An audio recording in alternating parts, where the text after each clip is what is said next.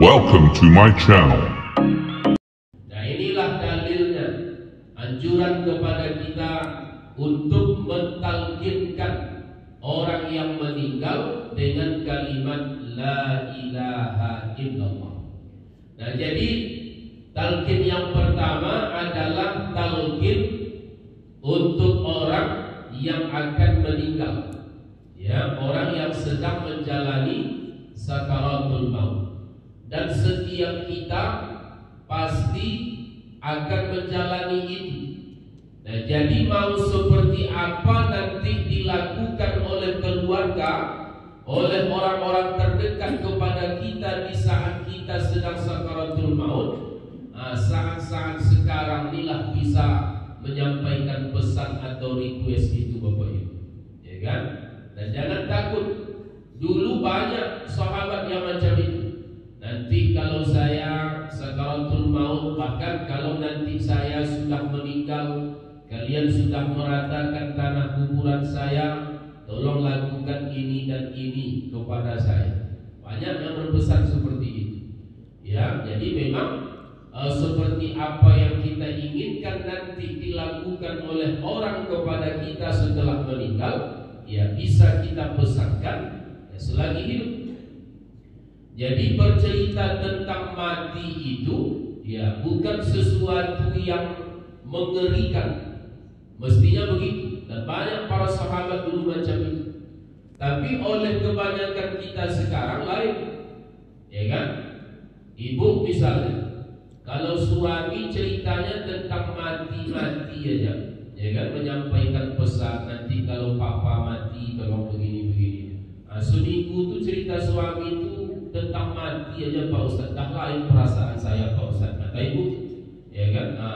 Jadi seakan-akan itu katanya tanda bahwa dia akan mati. Tidak, ya kan? Bahkan ada orang yang ngeri, dia alergi dia kalau topik ceritanya tentang mati. Awak janganlah cerita mati terus, ngeri awak dengarnya. Amin-amin lah, ya, tokohnya lantai, ya kan? Begitu takutnya kadang orang dengan kata mati. Nah, apakah dengan bercerita tentang mati itu sama artinya kita meminta mati? Ya tidak. Dan itu bagus. Kalau ada orang ceritanya, omongannya tentang mati saja, ya bagus. Tandanya bahwa dia tidak lupa bahwa dia akan mati. Dan itu suatu perintah kepada kita orang-orang beriman. Kata Nabi, aksiru zikra hazimil lazat al-maut. Banyak-banyaklah kalian mengingat sesuatu yang akan menghentikan segala kesenangan. Banyak-banyaklah kalian mengingat sesuatu yang akan menghentikan segala kelezatan. Apa dia? Mati. Nah, jadi mengingat mati itu dikenal dengan istilah zikrul maut, mengingat mati. Jadi selain ada zikrullah, mengingat Allah, juga ada zikrul maut. Nah, namun mengingat mati tak sama caranya dengan kita mengingat Allah.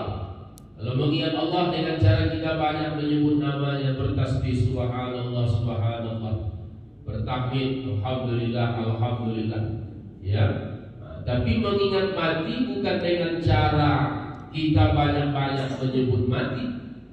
Pakai tasbih pula, mati, mati, mati, mati, mati, mati, mati. Tidak begitu, ya. Mengingat mati itu tidak hanya sekedar meyakini bahwa kita akan mati, tidak ada itu. Kalau ditanya semua kita ini, Bapak Ibu, ya jawabannya Bapak akan mati. Oh iya Pak Ustaz, tidak ada orang selamanya di dunia ini, ya kan? Nah, ibu bukan begitu, ya. Secara lisan kita mengakui bahwa kita akan mati.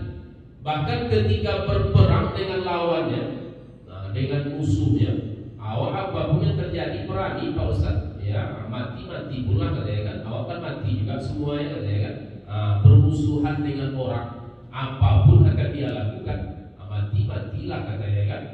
Kan artinya dia mengakui bahwa dia akan mati.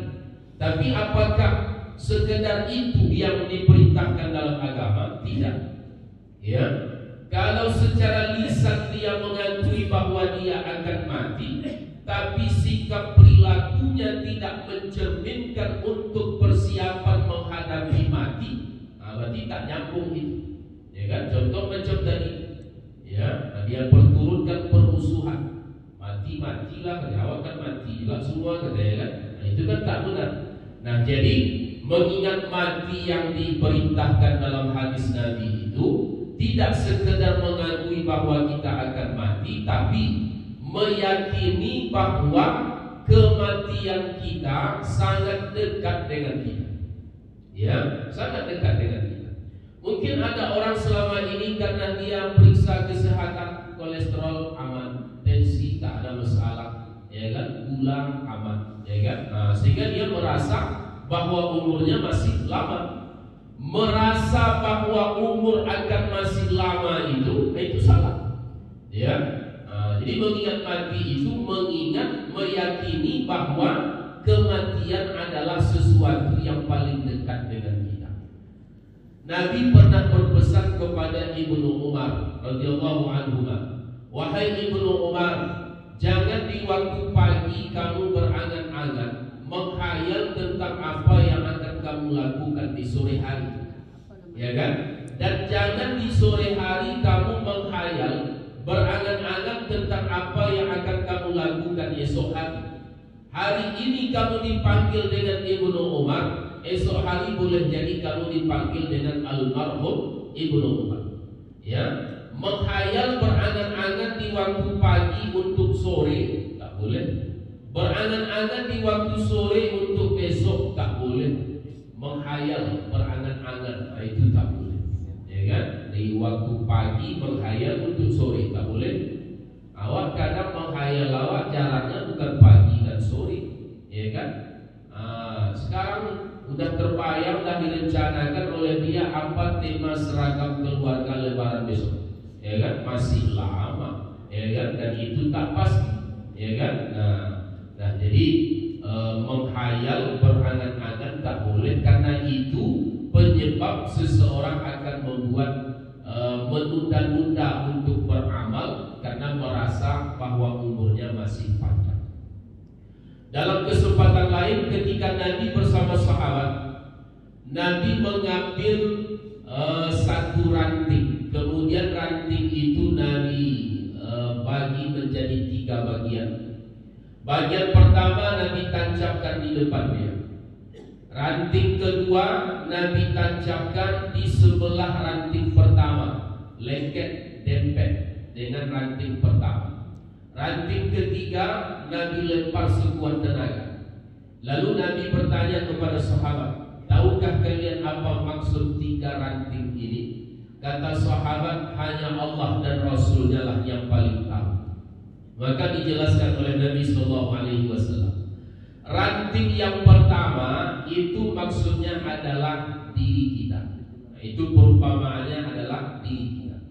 Ranting yang kedua yang saya tancapkan di sebelah ranting pertama, dekat lengket dempet dia, itu ibaratnya adalah kematian kita, sangat dekat dengan kita.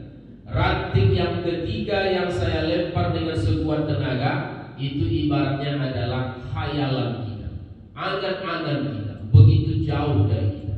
Nah, kenapa banyak manusia yang melupakan yang paling dekat lalu mengejar yang jauh? Nah, itu tidak benar. Nah, ini pesan Nabi juga dalam satu kesempatan kepada sahabat, yang tentunya ini juga pesan Nabi kepada kita, bahwa mengingat mati itu tidak sekedar mengakui bahwa kita akan mati, tapi meyakini bahwa kematian kita sangat dekat dengan kita, bahwa mati tak harus tua dulu, mati tak harus sakit dulu, ya kan? Ketika ajal itu tiba, maka tak bisa ditunda, tak bisa diundur, walaupun hanya sesaat. Begitu kata Allah dalam Al-Quran. Nah, jadi Bapak Ibu yang berbahagia, talqin yang pertama adalah talqin untuk orang yang sedang sakaratul maut, berdasarkan hadis Nabi tadi, bahwa kita dianjurkan untuk membimbing, untuk mengajarkan orang yang sedang sakaratul maut kalimat la ilaha illallah. Jadi kita yang belum sakaratul maut, ketika kita tahu ada orang yang sedang sakaratul maut, maka kita dianjurkan untuk hadir menyaksikan orang yang sedang sakaratul maut itu untuk memberikan haknya. Apa di antara hak saudara kita yang sedang sakaratul maut? Dia berhak mendapat bimbingan dari kita untuk mengucapkan kalimat la ilaha illallah. Nah, banyak kita mungkin yang sudah pengalaman sering ikut menyaksikan orang yang sedang sakaratul maut. Tapi juga ada orang tak berani dia melihat orang sakaratul maut. Ngeri Pak Ustaz, takut nanti salah cabut malaikat itu Pak Ustaz, tercabut nyawa kita, ya kan? Nah, itu alasan dibuat-buat aja, ya kan? Tak mungkin malaikat itu salah cabut. Malaikat tak ada salah tugas. Kalaupun dia ikut mati saat itu memang sudah ajalnya juga. Malaikat itu la ya'sunallaha ma amarahu wa yaf'aluna ma yu'maru. Malaikat tak pernah maksiat, tak pernah durhaka, tak pernah melawan kepada Allah. Wa yaf'aluna ma yu'marun. Apapun yang diperintahkan kepada mereka, mereka lakukan semua. Nah, tak ada khilaf salah malaikat itu, ya kan? Tak ada salah cabut. Kalau manusia ya kadang hilaf dia, salah dia. Kenapa Bapak masuk penjara? Salah isi kwitansi saya Pak Ustaz. Itu manusia, ya kan? Salah isi kwitansi, ya kan? Kalau malaikat tidak, ya. Jadi jangan dibuat-buat alasan tidak berani menyaksikan orang yang sedang muhtabar, orang yang sedang sakaratul maut, ya. Karena kita juga akan bisa mengambil pelajaran di situ. Nah, maka hati-hati juga kita memilih rumah sakit, ya kan? Karena kita tak tahu ajal kita di mana. Boleh jadi di rumah sakit. Kalau sempat di rumah sakit itu si pasien sedang sakaratul maut, tapi tetap tak boleh ada keluarga masuk. Biarkan kami dokter secara maksimal, ya kan? Ya kalau ditalkinkan, ya. Kalau tidak, berjuang sendirilah kita dalam itu, ya kan? Nah, kenapa harus kita bantu dia Pak Ustaz? Kenapa harus kita bimbing, kita ingatkan dia dengan kalimat la ilaha illallah? Bukankah selama ini kita orang-orang beriman tanpa diajarkan pun kita pandai mengucapkan itu? Beda kondisinya, ya. Perjuangan yang sangat berat Bapak Ibu adalah perjuangan ketika kita akan pulang menghadap Allah. Kalau sekarang iya, bisa kita berapa kali pun mengucapkan la ilaha illallah, la ilaha illallah, lancar, ya kan? Tapi ketika kita dalam proses sakaratul maut itu adalah masa-masa kita dalam perjuangan yang amat berat. Iblis itu dia lakukan. Nah, maka itu salah satu alasan kenapa kita mesti mengingatkan, membimbing saudara kita yang beriman yang sedang menjalani sakaratul maut. Kita ingatkan dia dengan kalimat la ilaha illallah, ya. Dan sifatnya itu hanya kita sebagai pengingat, mengingatkan. Tak boleh kita memaksa. Nah, nanti ada adab-adab yang dijelaskan oleh ulama kita yang mentalkinkan itu. Jadi sifatnya kita hanya mengingatkan, ya, membimbing mengenai dia bisa atau tidak. Maka itu ditentukan oleh amal perbuatannya sewaktu hidup, ya. Jadi berat masa-masa menjalani sakaratul maut itu Bapak Ibu. Pak Ustaz dari mana tahu memang Pak Ustaz tak pernah sakaratul maut, ya kan? Kan tidak harus juga materi itu sudah dialami oleh Ustaz yang menyampaikan, ya kan? Dalam beberapa tema bolehlah. Karena jamaah itu permintaannya, Pak Ustaz tolong carikan kami Ustaz untuk kajian umroh nih Pak Ustaz. Tapi usahakan yang sudah umroh ya Pak Ustaz. Boleh, bisa. Ini kajian tentang nikah nih Pak Ustaz. Mohon carikan Ustaznya yang sudah menikah, bisa. Tapi kalau kajiannya tentang azab kubur, ya kan? Lalu minta disampaikan pula oleh Ustaz yang pernah diazab di kubur, di mana mau kita cari? Ya kan? Nah, begitu juga tentang sakaratul maut, ya, harus pula disampaikan oleh Ustaz yang pernah mengalami sakaratul maut. Mana kan ada? Karena sakaratul maut itu ujungnya mati, ya kan? tidak kembali lagi. Nah, tentu ini bersumber dari hadis-hadis Nabi Sallallahu Alaihi Wasallam dan bahkan juga firman-firman Allah Subhanahu Wa Taala yang bercerita tentang dahsyatnya sakratul maut. Dulu ketika kita bahas tentang seperti apa orang-orang kafir berada dalam tekanan sakratul maut, malaikat memukul dengan tangannya, tak ada lembutnya malaikat ketika mencabut nyawa orang-orang kafir, ya kan? Nah, itu menunjukkan betapa dahsyatnya proses sakaratul maut. Dari namanya juga mestinya kita sudah tahu. Sakaratul maut, sakarat terambil dari kata sakarat. Sakarat itu arti asalnya sulit, sukar, payah.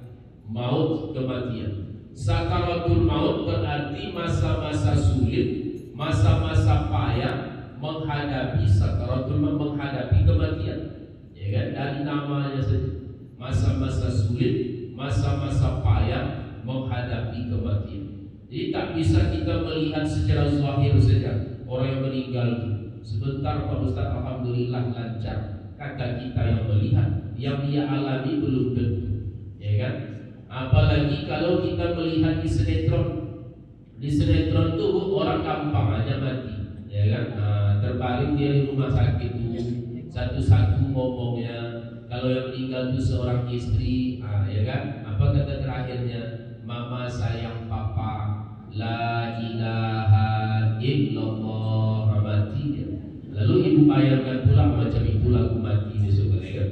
Tidak semudah itu, ya. Iblis itu membuat kita bagaimana mati dalam keadaan tidak mengakui Allah sebagai Tuhan. Auzubillah. Maka mesti kita ingatkan saudara kita yang akan meninggal itu dengan kalimat la ilaha illallah.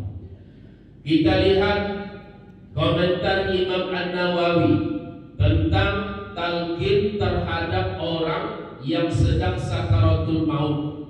Jadi ingat ini, kita dianjurkan membisikkan ke telinganya la ilaha illallah kalau dia betul-betul sudah sakaratul maut.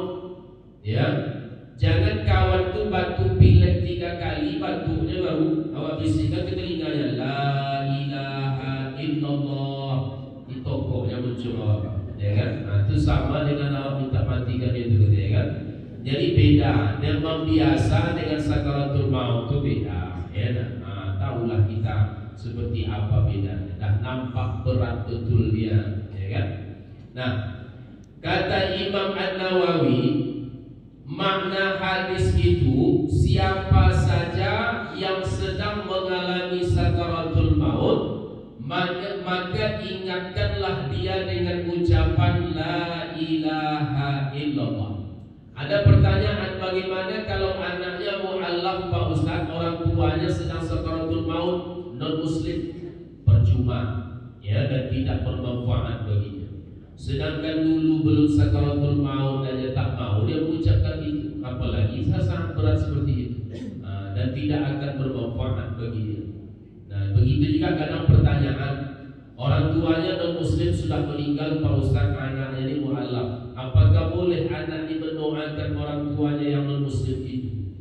Nabi pernah berkata kepada seorang sahabat, andaikan bapakmu dulu masuk Islam dan sekarang kamu bersedekah untuknya, maka pastilah sedekahmu itu bermanfaat untuk dia di alam kubur. Tapi kata kuncinya, andaikan dulu bapakmu masuk Islam.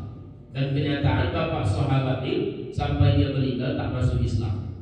Nah, maka percuma dan tak bermanfaat bagi dia ketika seorang anak yang muslim, ya, mendoakan, menghadiahkan pahala untuk orang tuanya yang meninggal dalam keadaan non muslim. Karena modal utamanya adalah iman kepada Allah. Dan itu yang tak ada, dia meninggal dalam keadaan tidak beriman. Jadi kata Imam An-Nawawi, maka ingatkanlah dia, orang yang sakaratul maut itu, dengan kalimat la ilaha illallah. Tujuannya apa? Agar kalimat terakhirnya adalah la ilaha illallah. Ini kita kenal dengan kalimat tahlil, kalimat tauhid, ya. Kenapa Dan apa balasan bagi orang yang bisa mengucapkan la ilaha illallah di akhir hayatnya? Disebutkan dalam hadis Nabi sallallahu alaihi wasallam, "Man kana akhiru kalamihi la ilaha illallah, dakhala al-jannah." Siapa yang akhir ucapannya ketika sakaratul maut mampu mengucapkan la ilaha illallah, maka dia masuk surga. Tak tanggung-tanggung balasannya Bapak Ibu.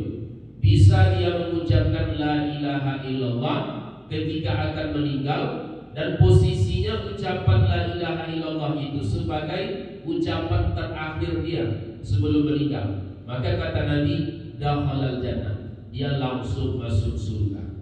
Tapi kita tak boleh sombong. Oh, gampanglah masuk surga dia Pak Ustaz.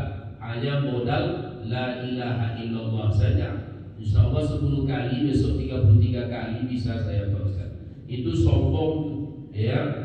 Tidak semudah kita mengucapkan sekarang. Ada orang ya lancar ya, la ilaha illallah, ya kan? Bukan di sinetron itu caica itu, ya kan? Ada orang ya hanya sampai la ilaha mati dia, ya kan? Nah, itu kalau la ilaha tentu tak ada Tuhan, ya kan? Nah, jadi juga ada pertanyaan, itu yang dia khawatirkan Pak Ustaz. Kalau la ilaha illallah kita ajarkan, ternyata tak sampai ke ujung kan bahaya. Bagaimana kalau Allah saja Pak Ustaz? Allah, ya kan?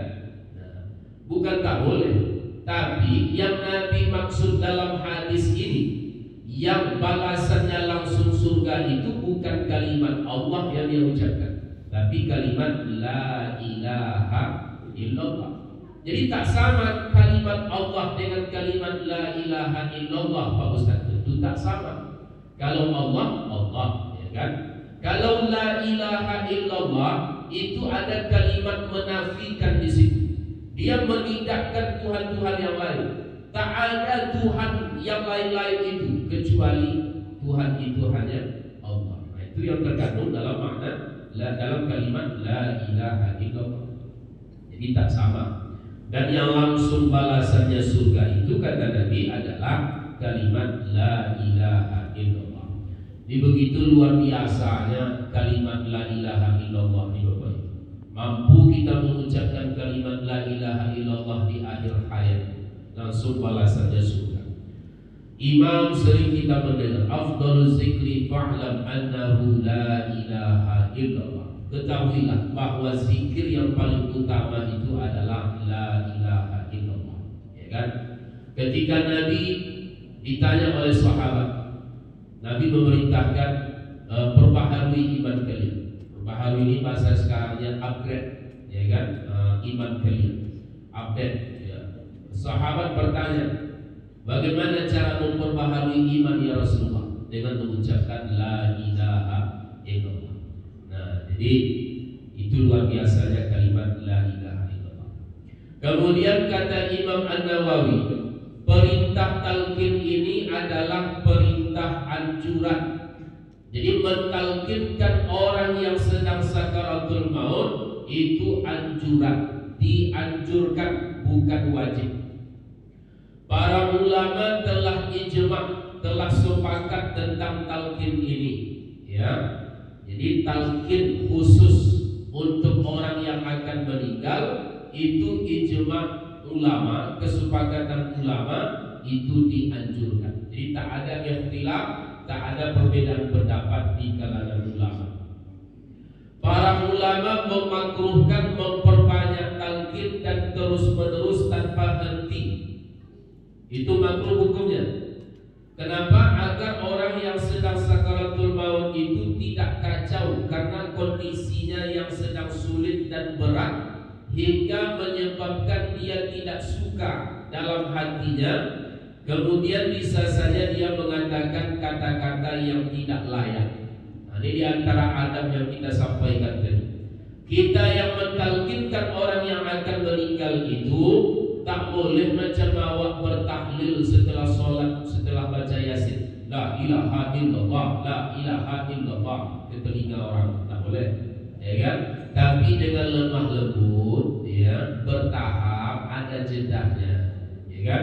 Jangan terus-menerus tanpa henti. Ingatkan dengan suara pelan, dengan suara lemah lembut. La ilaha illallah. Ya. Habis itu rehat dulu.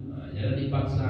Ini karena mentang-mentang meninggalnya orang terdekat kita ingin dia bisa mengucapkan itu, lalu terkesan kita memaksa. Bisa-bisa dia merasa bertambah sulitnya, muak dia, akhirnya dia mengucapkan kata-kata lain.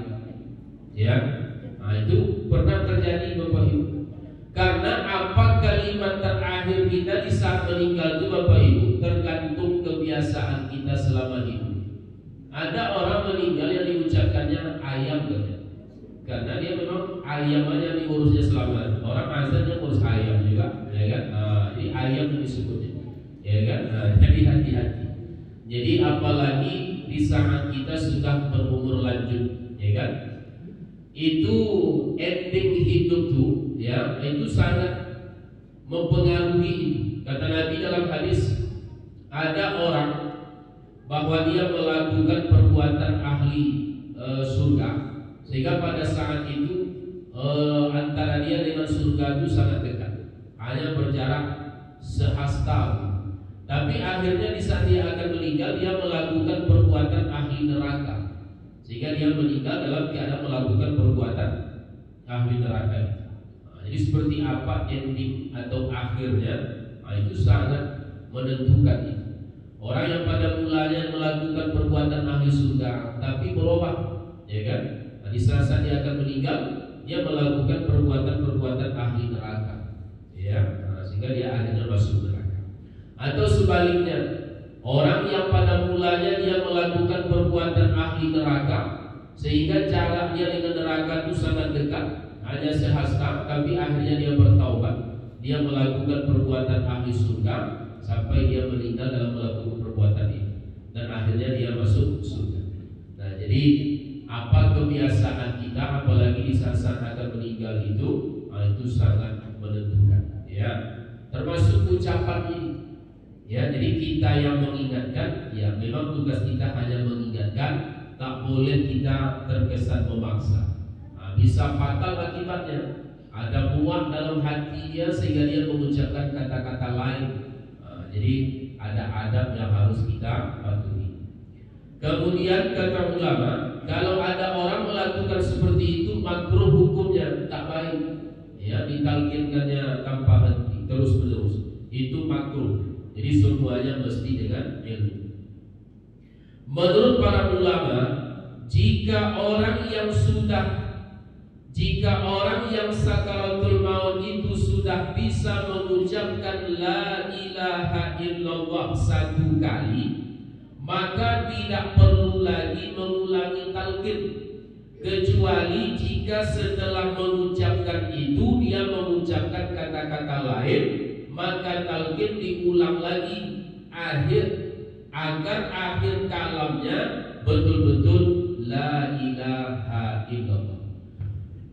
Jadi ingat Bapak Ibu, yang Nabi maksud dalam hadis ini tidak sekedar bisa mengucapkan la ilaha illallah di akhir hayat, tapi posisi ucapan la ilaha illallah itu harus sebagai kalimat terakhir. Ya, itu dia. Ini juga harapan kita orang tua di saat anak lahir, kita azankan dia. Di dalam lapas azan ada la ilaha illallah, kita perdengarkan ke telinganya. Harapan yang tersimpan di situ apa? Sekarang bapak yang memperdengarkan kalimat la ilaha illallah ini ke telingamu, ya, ketika duluan besok ajal bapak datang, engkau pula lah yang membisikkan kalimat itu ke telinga bapak, ya kan? Kalimat la ilaha illallah. Nah, jadi posisinya harus sebagai kalimat terakhir. Jadi kalau sudah bisa dia mengucapkan satu kali la ilaha illallah, ya, tidak perlu lagi kita minta ulang. Nah, jangan seenak kita saja. Dia tuh berat itu, ya. Nanti kalau orang tak paham disuruhnya ulang. Orang sekali lagi mah biar bagus dia 3 kali ya. Nah, itu pandai-pandai namanya. Kalau sudah berhasil dia sekali dan tak ada dia ngomong yang lain setelah itu, nah, biarkan saja. tak usah diulang. Tapi kalau sudah berhasil dia mengucapkan sekali, habis itu ngomong yang lain dia minta minum, ya kan? Berarti minum sekarang kata terakhirnya, berarti harus diulang. Jadi usahakan kalimat la ilaha illallah itu sebagai kalimat terakhir. Nah maka kita yang hadir ini tak boleh banyak cincong, banyak cerita kepada orang yang meninggal itu apa itu. Nah ini kadang banyak orang macam itu, mau apa mama, mau sate, ya kan? Orang dah mau mati kita ada sate lagi, ya kan? Cuman jadi kalau memang sudah sakaratul maut dia tak usah banyak-banyak ngomong, ya banyak doakan kepada Allah agar Allah mudahkan dia, ya kan? Kalau dia sudah berhasil mengucapkan la ilaha illallah dan dia tidak mengucapkan kata-kata lain, biarkan saja. Kemudian hadis ini kata ulama juga mengandung makna anjuran agar kita hadir di tempat orang yang sedang menjalani sakaratul maut untuk mengingatkannya, berbuat baik kepadanya. Yang kita singgung di awal tadi, dianjurkan kita untuk hadir menyaksikannya. Kita yang hadir tak mesti semuanya mendekat ke telinganya mengingatkan itu, ya kan? Satu orang saja. Yang lain ngapain Pak Ustaz? Mendoakan, membacakan surah Yasin. Di antara fadilah surah Yasin itu tidaklah surat Yasin dibacakan untuk sesuatu yang sulit kecuali Allah memberikan kemudahan. Tapi kita mengaji membaca Al-Quran itu mesti juga dengan suara pelan. Sama dengan kita baca Yasin malam takziah, ya, wirid Yasin dengan suara keras tidak, tapi dengan suara pelan, ya, kita baca Yasin. Sekali lagi Bapak Ibu, kemudian kita dianjurkan untuk menutupkan kedua matanya dan melaksanakan hak-haknya. Semua perkara ini disepakati oleh para ulama berdasarkan ijma'. Inilah mengenai talqin pertama, talqin untuk orang yang akan meninggal. Seluruh ulama sepakat bahwa itu dianjurkan dengan adab-adab yang telah kita sampaikan tadi. Adapun insyaallah pertemuan yang akan datang mengenai talqin setelah mayat dikuburkan, itu ulama berbeda pendapat dengan dalilnya masing-masing. Mudah-mudahan poin-poin penting ini dapat kita pahami, menjadi pedoman bagi kita. Semoga ketika ajal kita tiba, Allah jadikan kita mendapatkan husnul khatimah. Amin ya rabbal alamin. Terima kasih, mohon maaf. Billahi taufiq wal hidayah. Wassalamualaikum warahmatullahi